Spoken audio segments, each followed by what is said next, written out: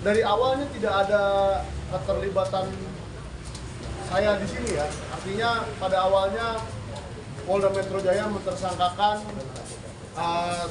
kawan-kawan melaporkan, membuat jadi terlapor, yaitu para peneliti-peneliti di sebelah saya ini.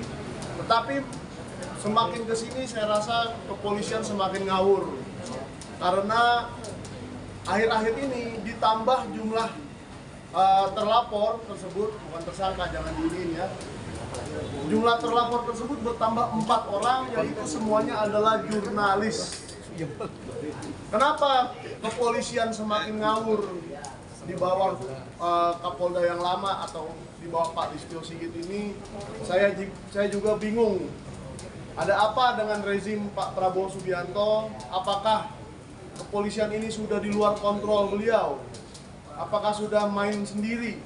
Sehingga jurnalis yang seharusnya dilindungi di bawah Undang-Undang Nomor 40 Tahun 99, juga siapapun yang membuat tayangan mengenai ijazah palsu, termasuk yang di depan saya ini ada 20 nih. Apakah semuanya mau dijadikan tersangka? Apakah semuanya mau dilaporkan, mau dipanggil polisi? Nah, menurut saya semua ini harus diselesaikan dengan mekanisme yang ada di Dewan Pers. Bukan dengan cara yang dilakukan kepolisian sekarang. Polda Metro Jaya katanya memanggil seorang ahli dari Dewan Pers yang sampai sekarang masih tidak diketahui namanya. Mungkin malu menunjukkan wajahnya di depan umum karena yang dilakukan itu salah. Bahwa bukan begitu caranya, tetapi membuat proses mediasi. Seharusnya apabila pemberitaan saya tidak berkenan di mata seorang Pak Joko Widodo, seharusnya dia mengajukan mediasi ke Dewan Pers dan saya dipertemukan di meja Dewan Pers bersama Pak Joko Widodo. Hal itu sudah dilakukan Sentana sejak 1982.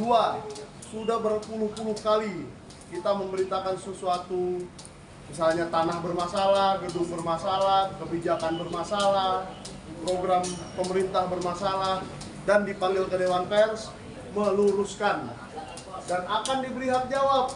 Pak Joko Widodo akan saya berikan hak jawab seluas-luasnya, selebar-lebarnya apabila itu yang dilakukan dan beliau mengetahui hukum, mengetahui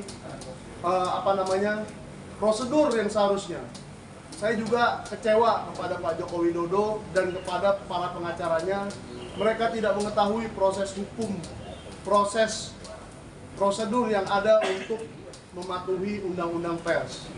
Dan janganlah lagi menyebut-nyebut MOU Polri dengan Dewan Pers, karena MOU itu tidak ada artinya dibandingkan undang-undang. Apakah undang-undang mau kita injak-injak hanya demi sebuah MOU yang dibuat, ya mungkin ngetiknya cuma 1 hari, ditandatangan oleh 1-2 orang. Apa itu mau melewati undang-undang yang dibuat oleh puluhan anggota DPR berbulan-bulan dengan capek, dengan ahli, dengan keahlian yang besar gitu loh. Jadi kita sebagai masyarakat juga harus jelas, di luar dari orang-orang yang tidak mau mendengar ya, mungkin yang termul-termul tidak mau mendengar, tidak apa-apa. Tapi saya bicara pada masyarakat, apa ini yang benar menurut kalian? Apa ini yang harus kita ikuti terus? Dan apakah ini yang harus dicatat dalam sejarah Indonesia? Pembungkaman pers ini sudah terjadi sejak Orde Baru. Apakah Joko Widodo dan Prabowo Subianto itu pengikut Orde Baru juga?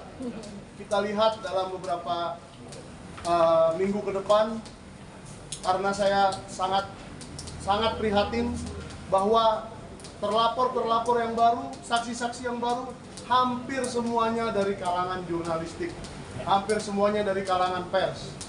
Jangan kita sebut dia punya kartu atau tidak, punya ini atau tidak. Pers itu adalah sebuah kegiatan jurnalistik, mencari informasi, mengumpulkan fakta. Kalau kita mengumpulkan fakta bisa dipidana, berarti kita akan hidup dalam kebohongan selamanya. Sekian dari saya, terima kasih, dan semoga negara ini bisa membaik ke depan. Tadi ada beberapa teman-teman yang minta perlu ada adegan ulangan sedikit, ya kan saya ulangi, ya gitu. Jadi kata kuncinya cuma satu, kejujuran dan kenegarawanan. Ya, untuk menjadi presiden Indonesia itu tidak harus sarjana. Jadi kalau memang ijazahmu itu hanya SMA, ya, pakailah baju SMA dan bangga seperti ini. Ya. Nah, ini Jokowi pakai aja baju SMA dan bangga, nggak usah ngaku-ngaku sarjana, ya. Karena, nah, ini, ya, dengan begini aja bangga kok, ya kan? Ojo sampai ijazahmu simulat, ya, gitu. Artinya jangan sampai ijazahnya itu kecandaan, ya.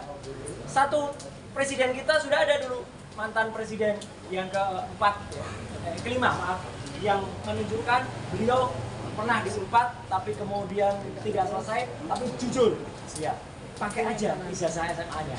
Nah ini ada yang nggak punya ijazah perguruan tinggi tapi mau ngaku-ngaku, ya. Jadi ini sindiran terhadap orang yang sebenarnya bukan sarjana, ya. Ojo sampai ijazahmu Sri Mulata. Ojo senggol iki sensitif. Terima kasih.